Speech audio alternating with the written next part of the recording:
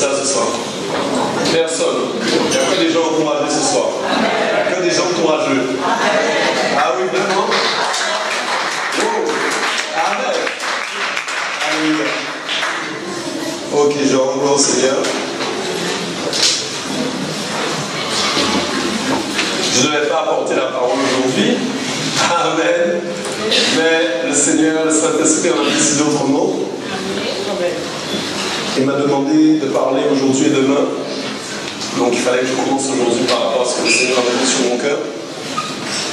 Que nous puissions entrer vraiment dans la dimension de sa volonté parfaite.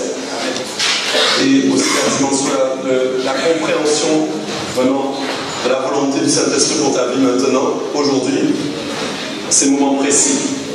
Amen. Amen. Je rends gloire à Dieu pour ta présence au milieu de nous, puisque tu es un vaillant héros, un vaillant guerrier. Amen. Tu as soif et faim de la parole. Alléluia. Ok. Pour ceux qui n'étaient pas là mardi soir, j'ai parlé un peu. Amen.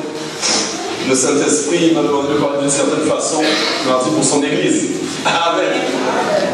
Apparemment, personne n'a fui, donc tout va bien. Apparemment, les gens aiment bien aussi quand le Seigneur les reprend. Donc, je dis encore, tout va bien. Gloire à Dieu pour ta vie. Parce que ça prouve que tu cherches la spiritualité, non pas une vie charnelle. Amen. Je crois que c'était au nom du Seigneur. Il a dit que j'allais un peu parler demain de d'autres choses. Je commencerai un peu maintenant aussi, à partir de ce que Dieu m'a mis sur le cœur d'apporter à l'Église aujourd'hui. Dis avec moi vision. Dis encore vision. Dis-le encore vision. Ok. J'ai besoin d'une vision. Amen. Une vision à laquelle se rattache une stratégie. Amen. Qui est la stratégie du Saint-Esprit, qui se rattache bien évidemment à la vision du Saint-Esprit. Cette vision qu'il vous donne. Ok. Et cette vision que vous devez suivre, à laquelle vous devez vous attacher. Ok. Ici, il y a une vision. Amen. Et même si on ne voit pas encore l'accomplissement total de la vision, ça n'empêche que nous devons rester attachés à la vision. Quand tu fixes un but, quand tu fixes une vision, c'est la promesse de Dieu, proclamée, décrétée, qui te permet de tenir ferme jusqu'à ce que tu vois l'accomplissement total. Ce qui veut dire que même si vous ne voyez pas encore l'accomplissement total, ça ne veut pas dire que la volonté de Dieu a changé entre-temps. Amen. Nous servons un Dieu qui ne parle pas en l'air. Nous servons un Dieu qui ne parle pas au hasard. Mais quand il dit quelque chose, vous devez y croire. Jusqu'au bout.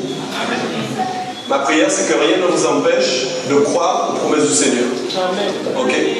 Et si vous restez attachés, les regards fixés sur la vision que vous avez reçue, ça va beaucoup vous aider parce que vous ne serez pas fixés sur les événements qu'il y a autour de la vision. Amen. Tout ce qu'il y a autour, c'est fait pour simplement vous distraire et vous empêcher de garder les regards fixés sur la vision. Vous savez, un pasteur même a besoin de penser, de réfléchir comme ça. Parce que s'il regarde tout le temps à l'église, il ne croira plus aux promesses du Seigneur. Vous me comprenez pas? Il y a des jours, il va regarder à l'église, il va dire waouh, c'est bien. Mais il y a des jours, il va dire waouh, ça a l'air plus difficile. Est-ce que la promesse est en train de faillir? Est-ce que la vision est en train de changer? Non, je ne crois pas. Mais simplement, les circonstances, les événements sont utilisés par Dieu aussi pour approuver, éprouver d'abord notre foi, puis ensuite approuver notre foi. Vous ne pouvez, je vous l'ai déjà dit, jamais être approuvé sans être éprouvé. D'accord? L'épreuve est un système spirituel qui vous permet tout le temps d'obtenir votre approbation, c'est-à-dire l'approbation envers Dieu. Et beaucoup de chrétiens n'aiment pas trop être approuvés parce qu'ils n'aiment pas les épreuves. Beaucoup auraient aimé être approuvés sans être éprouvés. Désolé, ça n'existe pas. Même dans le monde, il faut faire ses preuves. Même dans le monde dans lequel nous vivons, il faut faire ses preuves. Vous ne pouvez pas prétendre à avoir un poste dans un lieu de travail, ou même à prétendre à avoir un poste, même dans la politique, ok, si vous n'êtes pas éprouvé. On va d'abord vous éprouver, on va vous demander de faire vos preuves pour que vous puissiez être approuvé. Amen. Ok. Donc, J'aimerais vous encourager ce soir, j'aimerais encourager quelqu'un. Je ne sais pas si je parle à quelqu'un aujourd'hui, mais j'aimerais encourager quelqu'un. Garde confiance en Dieu. S'il te plaît. Est-ce que tu peux le dire à ton voisin ce soir? Garde confiance en Dieu.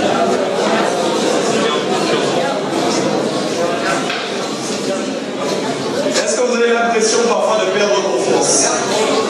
Moi, ça m'arrive. Dites-vous que quand ça vous arrive, c'est que vous êtes éprouvé. Dites-vous que là, il se passe quelque chose et que Dieu est en train de travailler votre vie. D'accord? Notre vie a besoin d'être travaillée. Ah, papa, c'est pas facile, hein? Mais il est fidèle. Acclame le Seigneur. Amen. Il est fidèle. J'ai parlé de quelques points. Ce sont le Saint-Esprit tranquille. Je vais parler calmement. Mardi, c'était pas trop ça, hein? Ça se bousculait là. Oh, le Seigneur n'était pas content. Je voudrais juste reprendre quelques points. J'aimerais vous dire des choses très simples. En ce moment, nous sommes en train de passer par le cadre de changement de saison. Ok? Un peu comme l'hiver arrive, ou que l'été doit arriver, ou le printemps, ou l'automne. Ok? Une saison naturelle que nous connaissons. L'Église aussi a des saisons. D'accord? Et ces saisons ont leur lot de lutte et de combat. Mais elles ont aussi leur lot de bénédictions. Amen. Simplement, avant de voir les bénédictions, il y a toujours de la lutte et du combat. J'aimerais vous dire simplement, en ce moment, nous sommes clairement dans une saison. Nous sommes en train d'entrer dans une saison. Et cette saison dans laquelle nous sommes en train d'entrer subit un mouvement d'opposition. Ok? L'opposition n'est pas dans le monde visible. D'accord? L'opposition, ce n'est pas que les gens sont opposés dans l'église. D'accord?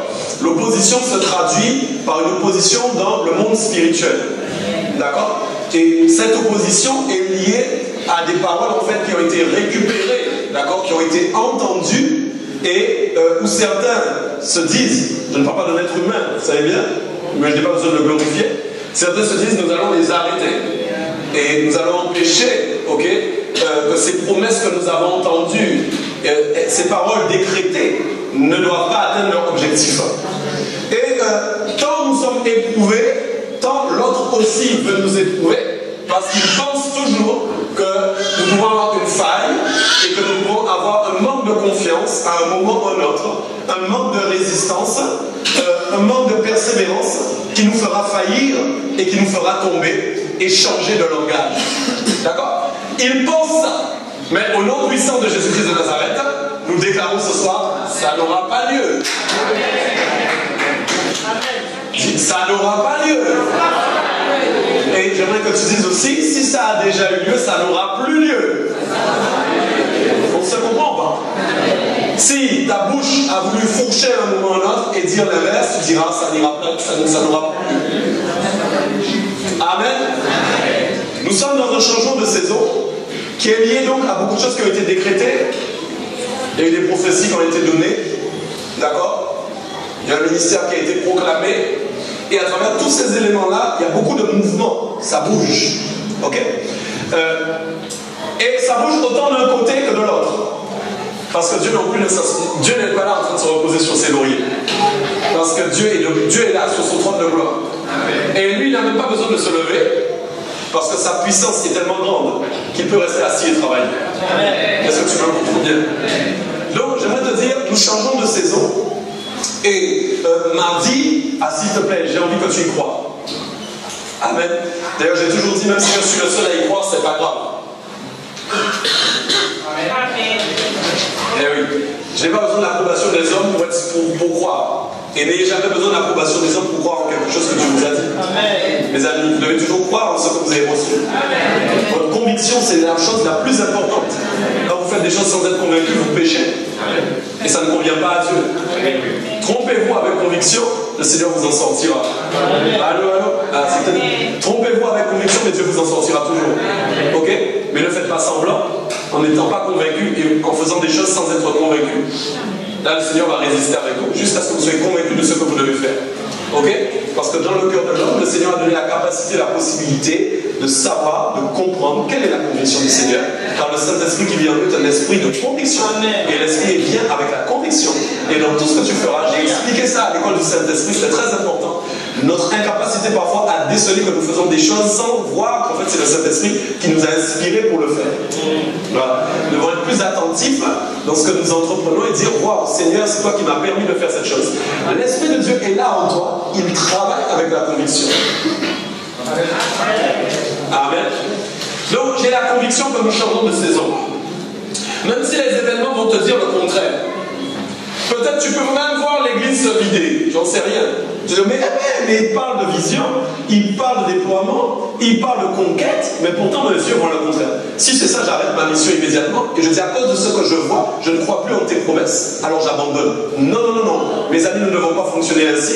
Nous devons simplement que comprendre que dans les changements de saison, il y a aussi, souvent, quand il y a une saison qui passe, ça opère beaucoup de changements, de modifications, de transformations. Écoute-moi, et peut-être certains vont entrer dans ces changements de saison, mais d'autres n'arrivent pas à entrer dans ces changements de saison. Les changements de saison de Dieu vont avoir un gros impact dans votre vie, parce qu'elles vont augmenter la dimension de la demande de Dieu. C'est-à-dire que le Seigneur vous demandait peut-être un doigt, maintenant il vous en demandera 3. Amen. Voilà. Il faut arrêter de penser que c'est un homme qui vient en fin de compte, qui a des désirs humains et qui veut faire certaines choses avec l'Église. Ce que Dieu transmet à son serviteur, c'est sa volonté, pour que le peuple de Dieu puisse entendre, saisir et entrer aussi dans la volonté du Seigneur par rapport à l'instrument qui a apporté la pensée de Dieu. Vous me comprenez ou pas? Amen. J'ai entendu beaucoup de choses de la part du Saint-Esprit ces derniers temps. Et j'ai annoncé ça mardi, j'ai dit le Saint-Esprit n'était pas heureux. Et la chose la plus forte qui est ressortie, c'est le manque d'honneur. D'accord? Et j'ai expliqué que samedi dernier, un samedi de ça, le Seigneur m'a fait prêcher sur ce qu'on appelle les dons de grâce. Et notamment sur le thème de la croissance. Et on a vu qu'il y avait une clé qui était très importante, c'est que si nous n'honorons pas les dons de grâce, nous ne pourrons pas grandir. Puisque nous avons vu que les dons de grâce sont en fin de compte des éléments, comme un peu l'eau qui tombe sur la terre ou sur la semence et qui permet de faire grandir la plante. Vous comprenez ça? Ok. Donc quand le Saint-Esprit dit qu'il y a un manque d'honneur, mes amis, ne voyez pas ça comme si vous vous dites ah oui, mais moi je ne jurie pas le pasteur. Ok? Ou oui, mais moi je ne critique pas le pasteur. Le manque d'honneur, ça peut être démultiplié dans beaucoup de dimensions de votre vie. Le manque d'honneur le plus fort, le plus important que nous avons décelé dans la prière, c'est en fin de compte par rapport à ce que Dieu donne et ce que nous en faisons. Voilà. Ça, il y a un gros problème à ce niveau, à tel point que samedi dernier, j'ai expliqué, j'ai dit, je retire ça samedi, avant que nous fassions la Sainte Seine, nous devons vraiment avoir la prise de conscience. J'ai dit, mais comment se fait-il que la nourriture du Seigneur soit tombée 3 fois par terre? Ok. Nous avons prié, nous avons compris, le Seigneur n'avait pas, l'Église, je ne parle pas à quelqu'un en particulier, je précise toujours, j'ai une attaque, je ne t'attaque pas, je parle à l'Église, d'accord? Mais simplement, le Seigneur, à un moment dit, vous n'êtes pas digne de prendre le repas avec moi. Ça peut arriver, mes amis. Il y a des gens avec lesquels vous n'avez plus envie de manger à la table. Pourtant, ce sont vos amis toujours. Mais peut-être à un moment de votre vie, vous vous êtes dit, ah, aujourd'hui, j'ai pas envie de le voir. Aujourd'hui, j'ai pas envie de me retrouver sur une table avec lui. Donc, quand nous passons au repas du Seigneur, le Seigneur aussi sonde les cœurs. Et il voit pas un cœur particulièrement, mais il voit le cœur d'une église. Parfois, ça se joue sur des problèmes de pourcentage. Vous me comprenez? Rappelez-vous que quand le péché, l'iniquité est montée à un certain stade, Dieu était vraiment en colère. Il y a des choses qui déclenchent des décisions de Dieu. Allô? Il y a des niveaux qui déclenchent des décisions de Dieu. Quand Dieu a décidé en fin de compte que le déluge tombe à l'époque de Noé, c'est parce qu'il y a un niveau qui avait été... Okay. Certaines décisions de Dieu sont inspirées à cause de certains niveaux. D'accord? Donc, si le niveau de péché à un moment atteint un certain niveau, le Seigneur va dire non, je ne suis pas d'accord, je ne viens pas manger, nous ne mangeons pas ensemble aujourd'hui. Nous ne partageons pas le repas du Seigneur. Est-ce que vous me comprenez? Le péché n'est pas un péché en particulier que le Saint-Esprit a décelé. Il n'est pas un péché, ah oui, toi tu trompes, ah oui, toi tu manges, je ne sais pas. Non. Le péché, c'est un problème d'obéissance, tout simplement. Donc ça veut dire qu'à un moment, il y a un problème de désobéissance. D'accord? Et la désobéissance, je crois, le manque d'honneur est un péché. Le mépris de ce que Dieu donne est un grave péché. Ok? Allô? Ok?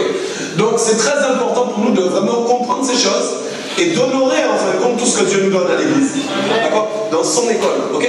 Je rends gloire à Dieu. Vous voyez, le Seigneur a mis en place l'école des disciples, l'école des femmes. Bon, ça a commencé jeudi. Je sais que ceux qui vont entrer dans cette dimension vont entrer vraiment vont aller beaucoup plus loin dans ce que Dieu prépare. Ok? Aujourd'hui, même quand j'étais en prière, le Seigneur m'expliquait encore des choses par rapport à l'école des disciples. D'accord? Le Seigneur vous forme, c'est pour une raison. Ok?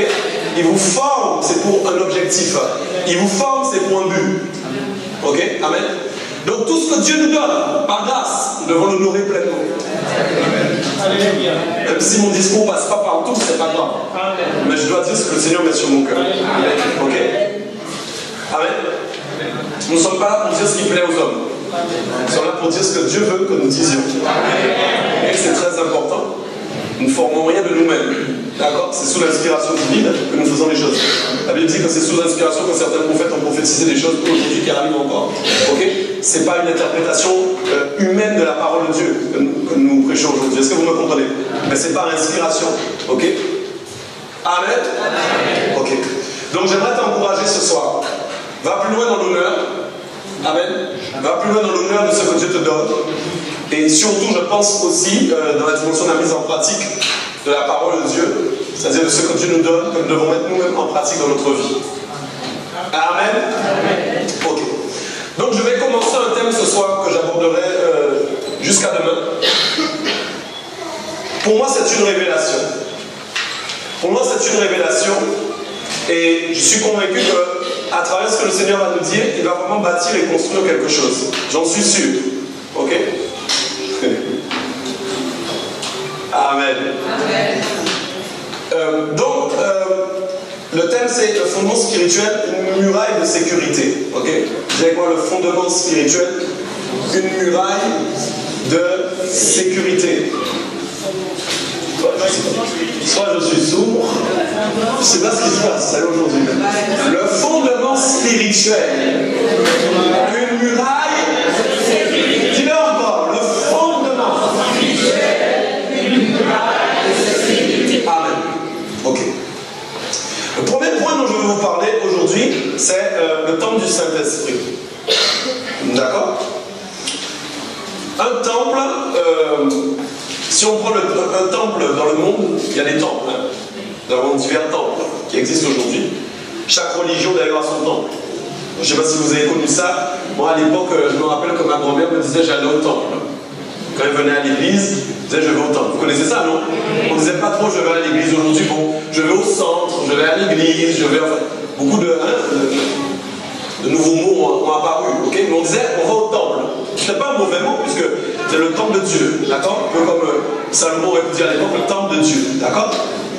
Donc quand nous parlons de temple, du Saint-Esprit, nous parlons de nous. Vous connaissez ça maintenant, hein? Par cœur. Ok, j'espère. Et j'aimerais que nous puissions comprendre en fin de compte au départ comment on construit, comment on bâtit un temple. Quand on bâtit un temple, on va commencer d'abord par les fondements du temple. Et c'est normal. Ce bâtiment dans lequel nous sommes, par exemple, si nous prenons ce poteau-là, vous voyez, il y en a 7 ici. Gloire à Dieu parce que c'est un chiffre parfait. Je sais que ça ne tombera jamais au nom de Jésus. D'ailleurs, le propriétaire m'a dit un jour, il n'y en avait que 4 au départ. D'accord? Donc ils en ont rajouté 3. Pourquoi? Parce qu'ils voulaient être sûrs de la consolidation du bâtiment. Vous êtes là ou pas? D'accord? Donc ça veut dire que ça, en fait, ce sont des piliers, donc des fondements. Si je les enlève, on a un gros risque de rester ici, parce qu'en plus avec les vibrations des enceintes, on risque de se prendre une plaque de béton sur la tête. On se comprend pas? Donc ce qui nous rassure en fin de compte et ce qui nous sécurise, c'est pas en fin de compte le bâtiment, la construction. J'ai beau regarder le bâtiment et me dire, waouh, ça c'est les murs qui sont là sont durs. Les ouvriers qui ont travaillé le savent parce que pour percer le trou là-bas, hein, vous vous souvenez? Heureusement on avait Samson avec nous, qui a tiré le béton de toutes ses forces. Vous vous rappelez? Amen. Mais, donc, écoutez, vous avez beau regarder cette salle et vous dire, waouh, quand je regarde la construction, ça a l'air très bien bâti, très bien construit. Et vous dites, ouais, j'ai confiance. Mais en réalité, ce qui donne le plus confiance, c'est ça. Vous me comprenez? Parce qu'en fin de compte, même si je casse ce mur-là, il n'y a pas de risque pour moi.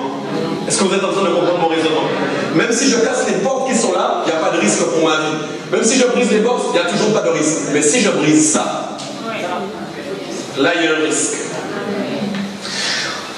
Pour que vous puissiez comprendre et prendre toute l'importance en fin de compte des fondements.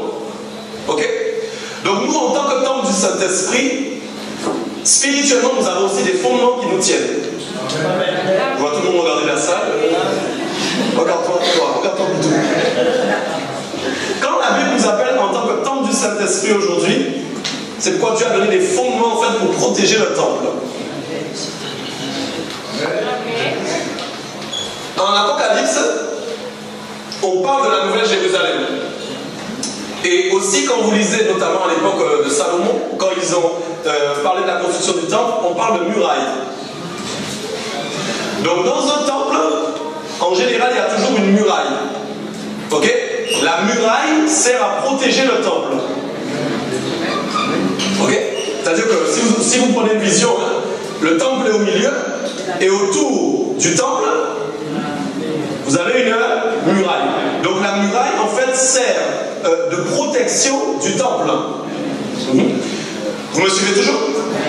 Donc en fait, nous aussi, écoute, nous aussi, hein, en tant que temple du Saint-Esprit, le Seigneur nous a donné les moyens, en fait, de créer une muraille pour protéger le temple. J'explique pourquoi. Contrairement à ce que nous pourrons croire, nous parlons souvent de l'être intérieur. Et c'est normal, parce que l'être intérieur doit se développer, d'accord? Ce n'est pas l'être extérieur qui doit se développer spirituellement, mais c'est l'être intérieur. N'empêche que, sur la terre, le corps que tu as est en fait celui qui protège, qui garde l'esprit. C'est ça, non? Ok. Donc, tant que tu es en vie, dis-moi, tant que je suis en vie. Dis encore, tant que je suis en vie. Parce qu'en fait, après, ça ne compte plus, d'accord? Mais tant que je suis en vie, je dois protéger mon temple. Et oui, ok? Voilà, la Bible aussi nous parle de prendre soin de notre corps. D'accord? Le corps et le temple. D'accord? Ça va ou pas? Le Saint-Esprit vient vivre dans un corps, dans un temple. Ok? Donc, ça veut dire que Dieu nous a donné des éléments, des outils, des moyens spirituels de protéger le temple. Pourquoi le temple? Parce que ceux qui pêchent sur la terre, c'est le corps. Ok? La manifestation des pensées vont amener l'action du corps. Nous sommes ok? Ça se passe d'abord à l'intérieur, mais ça se manifeste à l'extérieur. Amen, n'est-ce pas? Ok? Donc quand nous péchons, ça se manifeste à l'extérieur. Ok? Donc le but, suivez-moi bien, c'est que le corps ne pêche plus.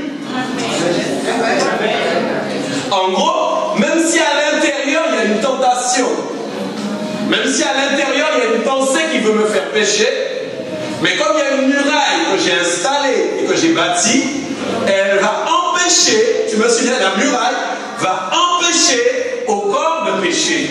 Ça veut dire que la tentation et la pensée négative, la pensée qui veut m'amener à pécher, ne doit pas passer la muraille. Amen. Vous comprenez bien ou pas? Elle doit être bloquée à cause de la muraille. Ok? La muraille doit l'empêcher de passer. Ok? Quand elle se retrouve bloquée dans la muraille, qu'est-ce qui se passe? Comme l'Esprit de Dieu habite à l'intérieur, tu es là ou pas? À l'intérieur, il consumera les mauvaises pensées. La pensée qui n'est pas de Dieu ne pourra pas résister dans ton être intérieur. Là où elle travaille, c'est quand elle arrive à dominer la chair. Et que la chair, en fin de compte, compose avec elle. Vous me comprenez ou pas? Mais si elle reste bloquée dans un lieu, mes amis, où il y a l'esprit et le feu, ça, c'est fini. Vous me comprenez ou pas? Si vous jetez quelque chose au feu et que vous l'entourez de cette chose ne peut plus sortir, elle brûlera. Elle brûlera. Tout le monde est avec moi? Ok. Donc ça c'est important, non? Le fondement spirituel, c'est une muraille de sécurité. Ok? Je vais expliquer, il y a juste un proverbe 10, 25 qui dit que, proverbe 10, 25 dit que comme passe le tourbillon, ainsi disparaît le méchant. Mais le juste a des fondements éternels. Vous comprenez ou pas? Comme passe le tourbillon, ainsi disparaît le méchant. Le tourbillon, en fin de compte, c'est représentatif d'une action climatique très forte et puissante. Vous êtes là ou pas? Vous avez déjà observé ce qu'on appelle les bichons ici? Vous connaissez pas ça? Vous n'avez jamais vu sur l'eau, en fait, des espèces de... comme des tornades qui descendent comme ça, sur la mer? Vous n'avez jamais vu ça? Regardez comme un bras qui descend sur la mer. Ce sont des tourbillons, ici on dit bichons. Vous connaissez pas ça? Ok. Ok. Donc en fin de compte, c'est pas ça? Ah oui. Donc en fait ça c'est un mouvement de... c'est un tourbillon. Oui. Ah c'est pichotte. Bon, oui, je connais ça bien. Pichotte. Toujours est-il que c'est en fait... c'est pas le tourbillon déjà quand même. C'est moi? Allô? Ah. Il a fallu qu'on annonce un tourbillon pour bien mieux. Ce que la parole dit, c'est ce qui s'accomplit. Vous avez entendu le bruit? Écoutez. Donc c'est un tourbillon. Mais si tu... D'ailleurs, il y a pire aux États-Unis, il y a des tornades. Ok? Donc la tornade, c'est quelque chose de puissant. Mais apparemment, non. La Bible dit que celui qui est attaqué par un tourbillon mais qui échoue, c'est celui qui est méchant. Donc c'est le contraire du juste. Vous comprenez? Vous voyez la solidité de celui qui est juste. Celui qui est juste est solide à cause de la muraille de justice. Okay? La muraille qui l'entoure est une muraille de justice qui l'entoure. Et donc il va empêcher à tout événement climatique surnaturel de venir enlever, briser ou casser en fin de compte le temple. Vous comprenez ou pas? Donc ça, vous devez saisir ça. D'accord? C'est quoi il dit le juste? A des fondements qui sont éternels. Les fondements que tu auras bâtis, okay, là, je vais parler des matériaux que tu vas utiliser en fin de compte pour concevoir, pour construire. Les fondements de ta muraille sont très très très importants. C'est de ça que je vais parler pendant 2 jours et peut-être plus par rapport à ce qu'il y a à dire, ce qu'il y a beaucoup à dire. Les fondements, on utilise des matériaux pour les fondements. D'accord? Ici par exemple, ça s'appelle un IPN. D'accord? C'est quelque chose, vous voyez un peu, vous voyez l'épaisseur, okay, du métal. C'est quelque chose de très solide. C'est un bâtiment son squelette est en métal. D'accord? Donc, mais c'est quelque chose de très fort. Écoutez bien. Si je décide de mettre des piliers ou des fondements en IPN, si je décide de mettre du bois en haut, qu'est-ce qui se passe? Il y a une incompatibilité. Et plus encore, si je mets du bois, je mets quelque chose qui est moins solide que ce qu'il y avait dans le fondement. Ok.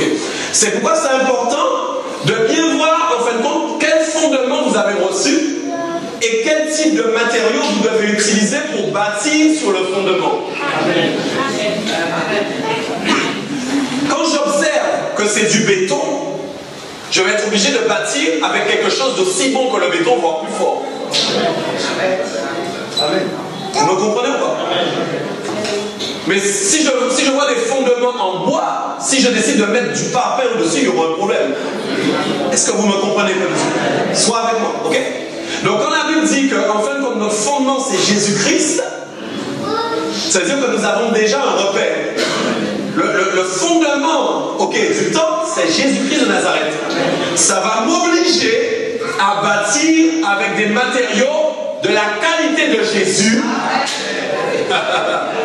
voire même, ok, aller encore plus loin que ça, afin que ceux avec quoi je vais bâtir, ok, puissent maintenir la muraille. Est-ce que vous me comprenez bien ce soir? En fait, ici, la pensée du Saint-Esprit, j'espère que tu es en train de me suivre. Dieu est en train de t'appeler en tant que bâtisseur. Vous êtes des bâtisseurs. J'aimerais vous donner la révélation que Dieu m'a donnée pour l'Église et dans quelle dimension nous allons rentrer. Ok? Ok, 1 Roi 6, je crois verset 25, parce qu'il y a des versets qui ont disparu, mais c'est pas grave. 1 Roi 6, verset pas 25, mais verset 7. Est-ce qu'on peut lire ensemble? 1, 2, 3. Allez, on dit, mais peuple de Dieu, soyez libres. 1, 2, 3. Lorsqu'on bâtit la maison, on se servit de pierres toutes taillées, et ni marteau, ni hache, ni aucun instrument de fer,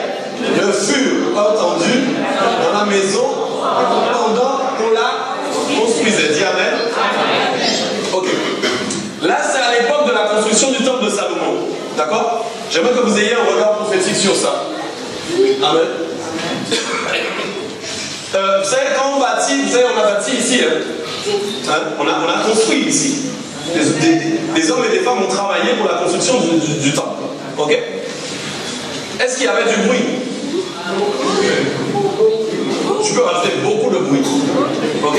Voire même énormément de bruit. Pourquoi? Parce que nous avons utilisé du matériel qui fait du bruit. Des marteaux-piqueurs, des marteaux, des perceuses, ok? Des tournevis, enfin bref. Tu es là ou pas? Il y avait du bruit. Sois avec moi. Dis, je suis avec toi, pasteur. Le Messie. Dis-le encore. Encourage-moi. Alléluia. Okay? Donc, nous avons utilisé des outils qui faisaient du bruit. Pourquoi? Parce que le bâtiment avait besoin, en fin de compte, les matériaux avaient besoin d'être travaillés. Ok? C'est-à-dire que ici, par exemple, si on doit poser une porte, ok, qui n'est pas, il faut qu'on fasse des travaux courts. Et le meilleur exemple que nous avons eu, par exemple, c'est la sortie de secours qui est à l'arrière. Qu'est-ce que nous avons dû faire? Nous avons dû découper le mur, d'accord, pour placer la porte. Et même mieux encore, à cause des dimensions de la porte, nous avons eu besoin de raboter. Enfin, moi, je ne suis pas le meilleur, le frère Georges, j'aurais mieux dit ça que moi. Mais nous avons eu besoin de travailler le béton, parce qu'à cause des dimensions de la porte, il fallait que ça puisse entrer. Est-ce que jusque-là, ok? Pourtant là, au moment où Salomon a décidé de bâtir le temple de Dieu, écoutez bien, il a dit, mais lorsqu'on a bâti cette maison, on ne s'est servi que de pierres qui étaient toutes taillées. Il n'y a eu ni marteau, ni hache, ni aucun instrument de fer qui ont été entendus dans la maison pendant la construction. Ça veut dire en fait que Dieu a donné des éléments qui étaient parfaits déjà prêts. Et c'est là où je vais arriver avec toi, avec la construction de ta muraille spirituelle, mais sans outils et sans bruit, parce que Dieu va te donner des éléments spirituels pour bâtir la muraille qui sont déjà parfaits. Est-ce que tu me comprends bien? Ça veut dire que le premier travail qui a été fait, c'est un travail d'abord avec du bruit. Pourquoi? Parce que quand le Saint-Esprit vient dans ta vie, il a des choses à casser. Il a des choses à raboter. Est-ce que tu m'entends bien? Il a des choses à enlever. Il y a du bruit dans ton temple. Il se passe beaucoup de choses. À tel point qu'il y a tellement de bruit qu'on t'entend. Ok? Parce que le Seigneur est en train de te travailler. Mais j'aimerais te parler, c'est pourquoi j'ai dit, attention et honorer ce que tu donnes. Parce que la saison dans laquelle nous allons entrer, ce n'est plus cette saison. Si tu es encore dans la saison où il y a du bruit en toi, il y a un problème. Le Seigneur nous fait entrer maintenant dans une autre saison. Écoute-moi bien, c'est la saison maintenant où il vient amener les pierres précieuses. C'est la saison où il vient amener l'or. C'est la saison où il vient amener tout ce qui est extraordinaire pour bâtir maintenant une muraille. Parce que maintenant ton temple est prêt à recevoir cette muraille divine, parfaite, extraordinaire, consolidée, qui est bâtie avec des éléments honorables, des éléments extraordinaires qui correspondent à la fondation de Jésus-Christ de Nazareth. Ok? Est-ce que vous me comprenez? C'est pourquoi, en fait, quand on dit dans la parole que tout a été bâti sur le fondement des apôtres et des prophètes, c'est la vérité. Parce qu'ils ont reçu ce qu'il fallait pour pouvoir bâtir au-dessus de Jésus-Christ. Ce qui nous bénit actuellement quand nous lisons la parole de Dieu et que nous voyons en fin de compte comment nous devons être, comment nous devons vivre, comment nous devons respirer, qu'est-ce que c'est que la piété, honorer Dieu en tout temps, chaque jour, pour bâtir avec quelque chose de correct.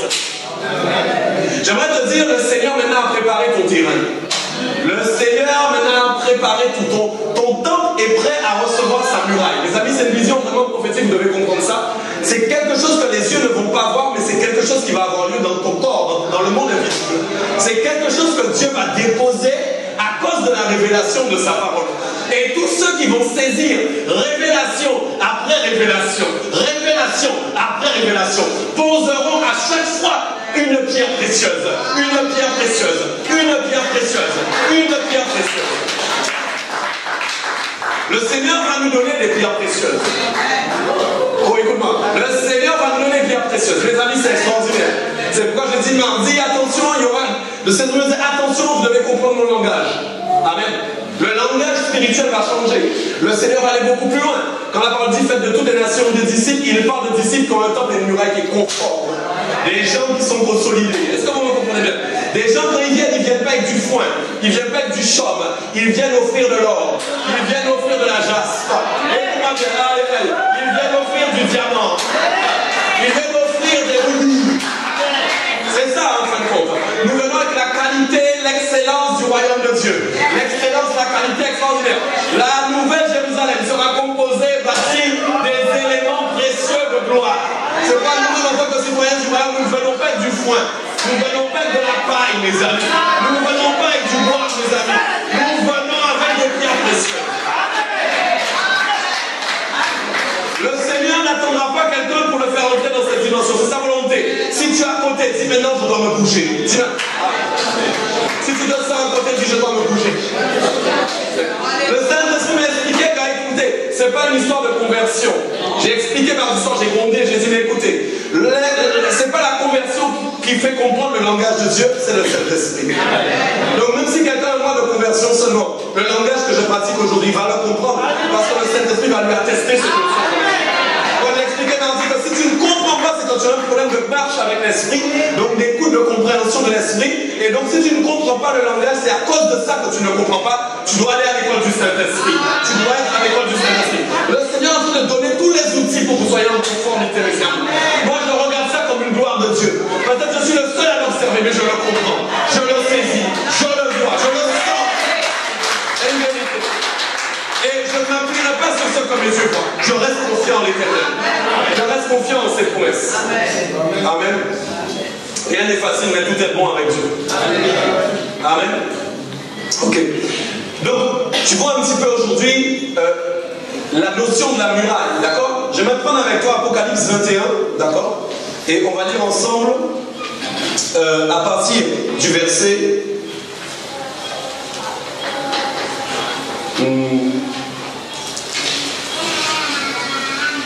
Verset 10. Apocalypse 21, 10, si on peut lire ensemble. 1, 2, 3. Il me transporta en esprit sur une grande et haute montagne. Et il me montra la ville sainte, Jérusalem, qui descendait du ciel d'auprès de Dieu, ayant la gloire de Dieu. Son éclat était semblable à celui d'une pierre très précieuse, d'une pierre de jaspe transparente comme du cristal. Elle avait une grande et haute muraille. Elle avait 12 portes, et aux portes 12 anges et des noms écrits, ceux des 12 tribus des fils d'Israël. Donc on voit déjà que la muraille a des portes. C'est pourquoi, spirituellement parlant, gardez cette image en tête, quand vous allez commencer à bâtir votre muraille, quand le Saint-Esprit commence à bâtir, mais il bâtit aussi avec des portes. Je vous explique pourquoi. Parce qu'en fin de compte, la pensée du Saint-Esprit passe par les portes. Écoute-moi.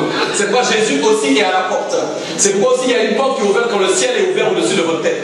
C'est pourquoi aussi il y a des anges à l'époque de Jacob qui montaient et descendaient une échelle, parce qu'il y a une porte qui est ouverte. C'est pourquoi quand les démons veulent revenir, ils veulent passer par une porte.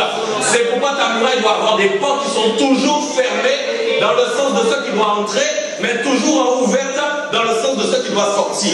Parce que la parole est appelée à sortir, est-ce que vous me comprenez bien? Mais les démons sont appelés à trouver une porte fermée devant eux. Est-ce que vous me comprenez bien? Ok. Donc dans une muraille, il y a des portes. D'accord? Et on voit bien ici le symbole, la symbolique très importante de cette nouvelle. Écoutez, la composition de la Nouvelle Jérusalem, c'est d'abord l'épouse. D'accord? Quand on parle de Nouvelle Jérusalem, on parle d'abord de l'épouse de Christ, c'est-à-dire tous ceux qui sont sauvés. Pas seulement le véritable, mais aussi d'autres églises. Mais c'est, mes amis, c'est un message très important ce soir. Ok? L'épouse de Christ est composée de tous ceux qui seront sauvés et qui monteront avec Jésus-Christ de Nazareth. C'est pas le véritable seulement. Et c'est malheureux, mais quelqu'un du véritable pourrait rester à terre. Je ne le souhaite pas. Mais ça pourrait se faire. Ok? Mais en tout cas, c'est pas notre désir. Donc, l'épouse, la Nouvelle Jérusalem est composée de l'épouse. Elle est composée, en fin de compte, d'une ville sainte qui a un temple, mais qui a aussi une muraille. C'est la description. Donc, elle va ressembler à une grande ville où il y aura un peuple qui sera l'épouse. Ok? avec une muraille de protection. Est-ce que vous me comprenez bien? Et un temps où il y aura l'adoration envers Dieu. Il n'y aura plus besoin de soleil parce que l'Éternel est lui-même la lumière et que sa lumière est tellement grande qu'il n'y aura plus de nuit parce que la gloire de Dieu va manifester le soleil tous les jours, 24 heures sur 24. Vous comprenez bien? Donc le seul travail que nous aurons à faire dans cette nouvelle destinée, d'accord, qui nous est déjà ouverte, cette carrière qui est là ouverte devant nous, c'est adorer le Seigneur tous les jours. Les animaux viendront à côté de toi et ils seront gentils. Les lions seront des animaux domestiques. Écoutez-moi bien. Tu seras dans une dimension de gloire extraordinaire. Tu n'auras plus les pensées du péché, tu n'auras plus les pensées humaines, mais tu seras totalement béni parce que tu seras maintenant un être céleste. Il retourne dans sa citoyenneté, c'est-à-dire dans son royaume, celui d'où il vient depuis toujours, et il vit dans son royaume. Amen. Donc pendant le temps, en fait, où vous êtes, pendant le temps où vous êtes sur la terre, amen, il y a ce qu'on appelle le transfert de vision, ok? Ça enregistre bien. C'est important. Okay. Il y a ce qu'on appelle un transfert de vision. D'accord? Transfert de vision, c'est-à-dire que la vision du royaume est transportée sur la terre. Ok? D'où en fin de compte l'inspiration de Dieu quand il dit qu'il donne son fils et que quand son fils s'en va, il devra ne pas s'inquiéter, il donnera son esprit. Pourquoi? C'est la dimension du temple, okay, de la nouvelle Jérusalem. Écoutez-moi bien, c'est déjà vous sur la terre. C'est pourquoi on parle de temple, qu'on parle de muraille. Ok? Et qu'on parle d'adoration. Ça comprend pas? Ok. Donc, la vision, en fin de compte, c'est comment, en fait, aujourd'hui, je peux bâtir la muraille. Je continue, ok, c'est important. Donc, il est dit, verset 13, à l'Orient 3 portes, au Nord 3 portes, au Midi 3 portes, à l'Occident 3 portes.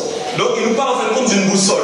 J'aimerais te faire comprendre que la boussole de ton temple aussi a besoin d'être protégée. C'est pas, il nous faut une porte aussi de chaque côté. Pourquoi? Parce que quand tu marches comme ça, l'ennemi peut essayer de venir dans ton dos.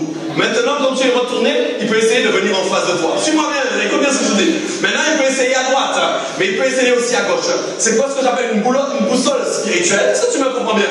Tu dois cadenasser avec la muraille. C'est quoi la muraille à 4 côtés? Vous êtes là un peu comme un cube qui protège en fin de compte autour de toi. Ok? Tu n'es pas à peine protégé d'un seul côté, mais tu es protégé de partout. Donc tes pensées doivent être protégées. L'oreille droite doit être protégée. L'oreille gauche doit être protégée, l'œil droit doit être protégé, l'œil gauche doit être protégé. Est-ce que tu m'entends bien? Le dos doit être protégé, le ventre doit être protégé, les côtés doivent être protégés, tout doit être protégé. Vous me comprenez ou pas? Donc voilà ce que la Bible dit, j'ai pas fini. Il dit donc, verset 14, la muraille de la ville donc avait 12 fondements. Vous voyez ici, on a parlé de l'exemple de 7 fondements ici. Mais en fin de compte, c'est une muraille qui a 12 fondements, d'accord? Et qui, vous allez voir, ok, 12 fondements. Et surveillez quoi, mes amis? Les 12 noms des 12 apôtres de l'agneau. Alléluia! Les 12 apôtres. Pourquoi, en fin de compte, vous devez comprendre quelque chose de très important? Tous ceux, en fait, qui auront bâti la muraille correctement seront protégés, donc préserveront leur salut. Et qu'est-ce qui se passe? Ça veut dire que tu auras gagné la course et tu auras une récompense. Les disciples ont reçu leur récompense, leur nom est inscrit en fin de compte sur la quand la Bible dit que nous aurons des récompenses, quand vous allez entrer dans ce royaume, vous verrez les récompenses des apôtres. Leur nom est inscrit sur les fondements. Ah, Seigneur. Peut-être ton nom est appelé à être inscrit ailleurs. Est-ce que tu me comprends bien? Parce que dans le royaume de Dieu, il y a des récompenses. Ok? Vous avez ici en fait la vision vraiment que la parole est réelle. Que Dieu n'est pas un Dieu qui ment. Dieu est un Dieu de vérité. Ce qu'il dit, il l'accomplit. Aujourd'hui, au moment où nous parlons, nous ne sommes pas dans le ciel. Leurs noms sont déjà inscrits. Leurs noms sont greffés au fondement. Leurs noms sont tatoués au fondement. Est-ce que tu m'as compris? C'est pourquoi toi-même aussi, tu ne le sais pas encore. Mais si tu es dans une rigueur de vie, toi aussi, il y a une récompense que le Seigneur a déjà sortie d'une boîte. Il y a une récompense que le Seigneur a déjà prévue pour toi. Est-ce que tu m'as compris bien? Tiens la course jusqu'au bout. Amen. Donc on voit ici que donc il y a 12 fondements. Je peux aller au bout, je sais qu'il est 21h juste de cette partie. Amen. C'est bon? Bon, j'ai pas eu votre oui, donc je vais dessus. La muraille de la ville avait 12 fondements sur eux, les 12 noms des 12 apôtres de l'agneau. Disons, celui qui me parlait avait pour mesure un roseau d'or afin de mesurer la ville, ses portes et sa muraille. D'accord? La ville avait la forme d'un carré et sa longueur était égale à sa largeur. Il mesura la ville avec le roseau et trouva 12 000 stades. La longueur, la largeur et la hauteur en étaient égales. D'accord? Et il mesura aussi donc la muraille et trouva combien? 144 coudées, mesure d'homme qui était celle de l'ange. D'accord? Maintenant on va passer aux choses sérieuses. Verset 18, lisons. La muraille était construite, mes amis, en jaspe, et la ville était donc pure, semblable à du verre pur. Alors arrête-toi là, ok? Arrête-toi là. Regardez bien comment c'est beau. Donc il y a une ville qui est construite et il y a une muraille. Est-ce que c'est clair pour vous? Ça va? Comme vous aussi, vous pourriez être la ville, votre corps est la ville, mais aussi une muraille. Ça va? Donc, il y a une composante de la construction de la ville. Et la Bible dit que c'est quoi? À base de jaspe et d'or. D'or pur. Ok? Donc ça veut dire que la muraille qui va être construite ne peut pas être construite avec des matériaux moins nobles. Vous me comprenez? À cause, en fin de compte, déjà, de ce qui est bâti. D'accord? On s'appuie sur ce qui a été posé. D'accord? Donc, la Bible dit qu'effectivement, la muraille était construite en jaspe, la ville était donc pure, donc la ville même en or et la muraille en jaspe. Regardez bien maintenant. Verset 19. Les fondements de la muraille de la ville étaient ornés de pierres précieuses de toute espèce. Arrête-toi là. Ok? Donc ça veut dire en faux, il est chaud pour le passe. Donc en fait, à cause du jaspe, dites-moi le jaspe. Faites des recherches sur Internet, vous allez voir cette pierre, elle est magnifique. Je dis que je vais essayer de voir si j'ai le temps de vous mettre toutes les pierres de main, ok? Vous puissiez voir. Donc le jaspe, en fait, la muraille est construite avec le jaspe. Ok? Donc c'est ce qu'ils ont utilisé pour la construction. Et il va dire maintenant que les fondements, eux aussi, sont bâtis avec des pierres précieuses. Ça va? Ok. Et il va énumérer. Donc le premier fondement était lui aussi de... Donc le premier fondement, on a utilisé les mêmes matériaux, ok, que pour la construction elle-même de la muraille. Vous suivez toujours? Le second de quoi? De saphir. Mesdames, vous qui aimez les bijoux, vous allez vous régaler. Le second de saphir, ok? Le troisième de calcédoine. Le quatrième d'émeraude. Vous êtes là ou pas? Le cinquième de sardonyx. Le sixième de sardoine. Le septième de chrysolite. Le huitième de béryl. Le neuvième de topaz. Le dixième de chrysoprase.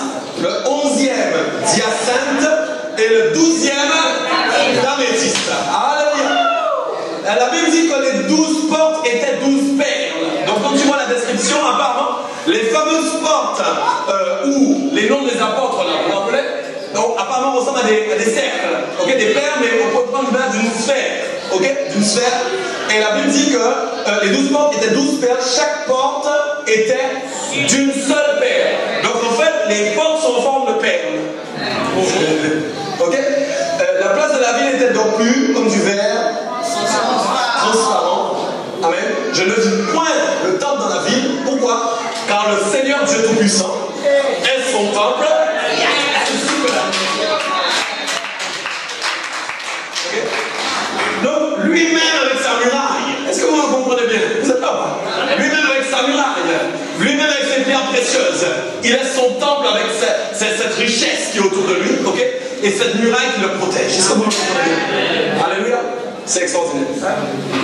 Donc, voyez bien que quand on construit sur un fondement, on est obligé de prendre quelque chose de la même qualité, voire plus.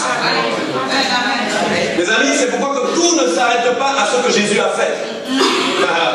Parce que nous sommes appelés à trouver encore plus de choses que ce que Jésus nous a laissé. Nous sommes appelés à découvrir dans la cité de révélation encore plus de choses extraordinaires. Est-ce que vous me comprenez bien? Dans la révélation de la parole, ok? Des choses extraordinaires. Amen. Je vais ou pas? Amen. Donc, ça ne peut être trop long pour finir. Donc, est-ce que dans ta tête, déjà, tu visualises aujourd'hui, donc je te dis que tu vas bâtir une muraille spirituelle qui est basée sur le même système de fondation. Ok? Ça veut dire qu'aujourd'hui, mes amis, c'est extraordinaire ce que vous allez vivre. Vous allez obtenir une muraille que vous n'aviez pas auparavant et vous allez gagner des combats que vous ne gagnez pas habituellement. Non, saisis ce que Dieu va te donner. Prends chaque élément que Dieu va te donner. Prends-le pour toi, prends-le pour toi.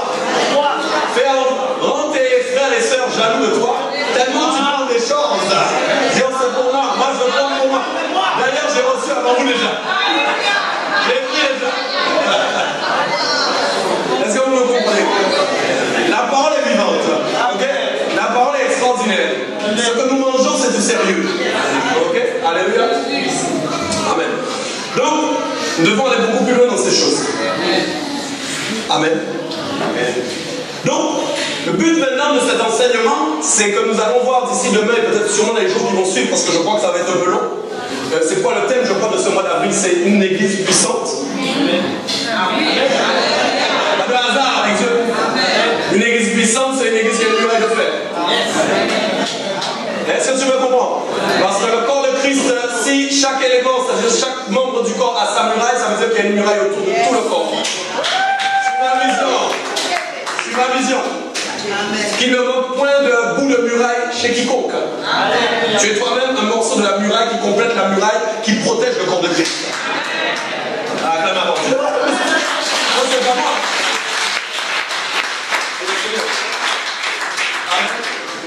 Ça doit te parler, ça doit te motiver, ça doit te booster, ça doit t'amener à de la recherche, à une soif et une faim qui doit se réveiller en toi.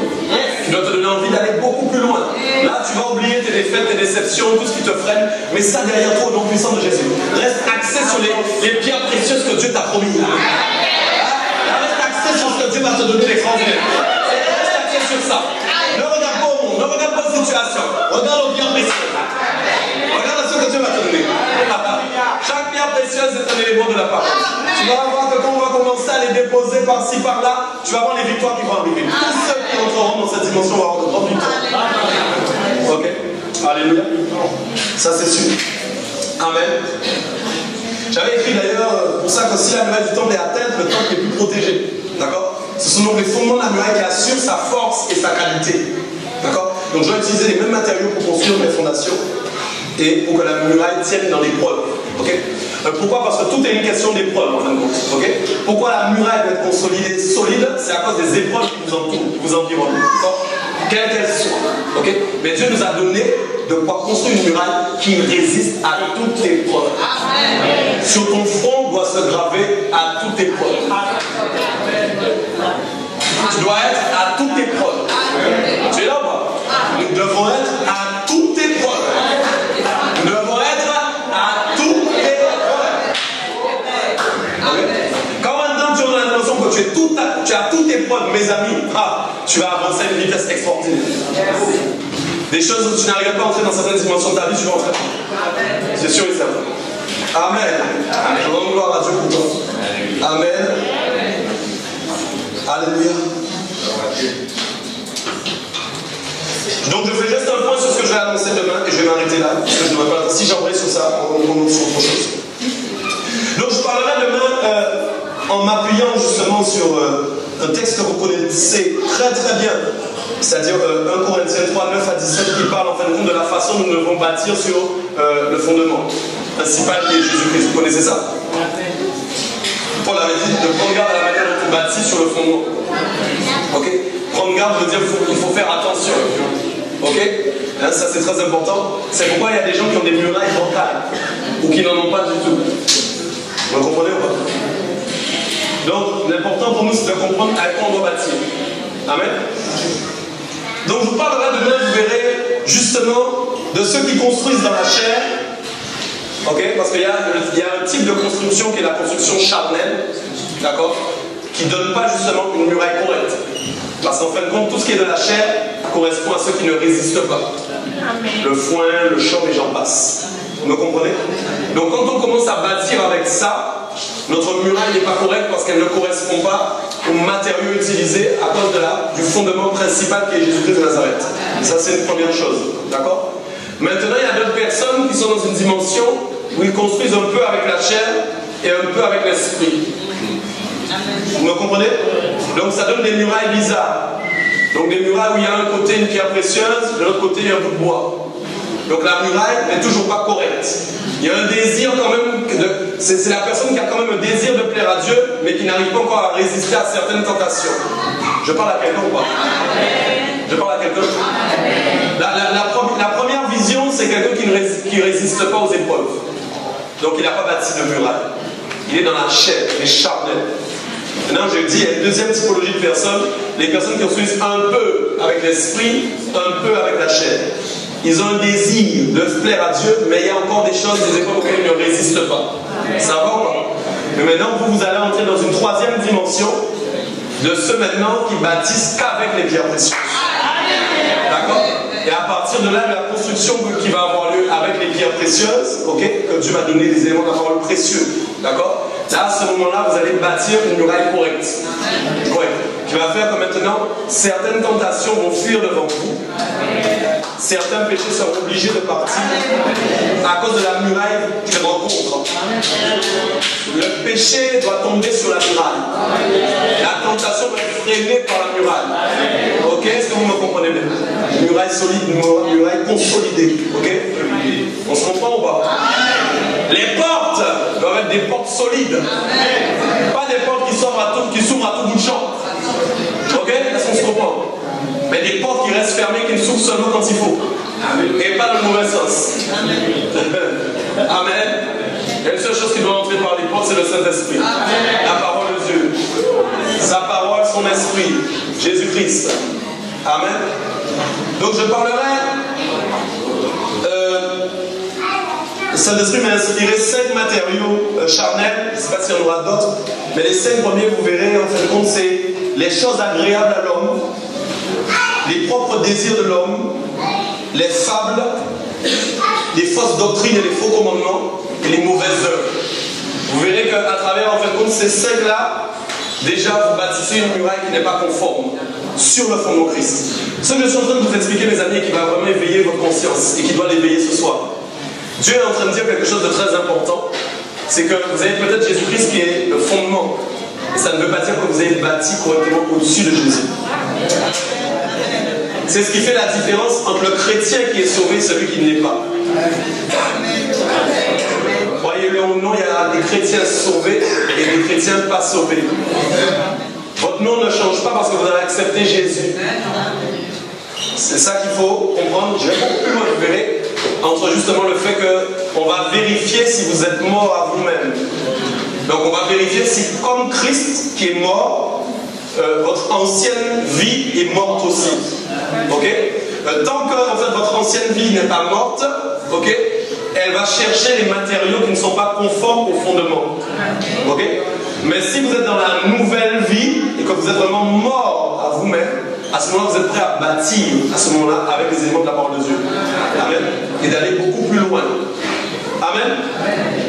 Donc je verrai avec vous, en fin de compte, les matériaux charnels et je verrai avec vous les matériaux, en fin de compte, qui sont en conformité, en fin de compte. Okay? Les matériaux spirituels qui sont en conformité avec le fondement principal qui est Jésus-Christ de Nazareth. D'accord? C'est pas qu'on avait dit, il faut prendre garde, ok, à comment nous bâtissons au-dessus de Jésus. La notion d'honneur est là aussi, mes amis. Quand Dieu nous reprend et dit qu'il n'y a pas d'honneur, je vais parler des dons de grâce, je vais parler du ministère, parce que Dieu parlait de l'Église et des ministres, mais il y a aussi Jésus lui-même. D'accord? Prendre garde, c'est avoir déjà une conscience qu'il y a quelqu'un qui vit en moi, je ne peux pas faire n'importe quoi. Hein? Ça, je souhaite que cette parole se conscientise en toi. Ok? Il y a quelqu'un qui vit en moi, je ne peux pas faire n'importe quoi. Je ne peux pas aller coucher à droite et à gauche. Parce que quand je couche à droite et à gauche, j'emmène Jésus avec moi. Est-ce que vous me comprenez bien? Je ne peux pas mentir. Parce que quand je mens, il y a Jésus qui est avec moi. Où est-ce que je balade le Saint-Esprit et où est-ce que je balade Jésus? Vous me comprenez bien ou pas? Tu dois mourir à toi-même pour que les mauvais désirs puissent mourir. Okay, si tu as été enveloppé, si tu es entré dans le tombeau, normalement ils ne sont plus là. D'accord? Parce que normalement tu es ressuscité sur la terre. Tu es une nouvelle personne.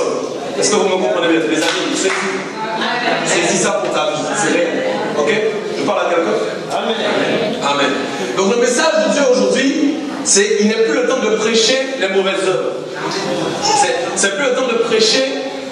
C'est la fin, c'est la clôture. J'aimerais que tu comprennes. C'est la fin, c'est la clôture. Je ne parle pas des nouveaux convertis qui vont arriver, qui vont être pris en main. Mais je parle au peuple de Dieu qui est là. C'est plus le temps là d'aller chercher les choses de base. Ce que Dieu veut te donner, c'est beaucoup plus, les amis. Quand un bijoutier ouvre sa porte et qu'il te dit viens, sers-toi de tous les bijoux que tu veux. Si demain Robert te dit ça, là, demain tout vous y êtes tous. Vous serez toutes là demain matin. À 10h, porte ouverte gratuité. Tu prends toutes les pierres précieuses que tu veux. Voyez, même le Seigneur.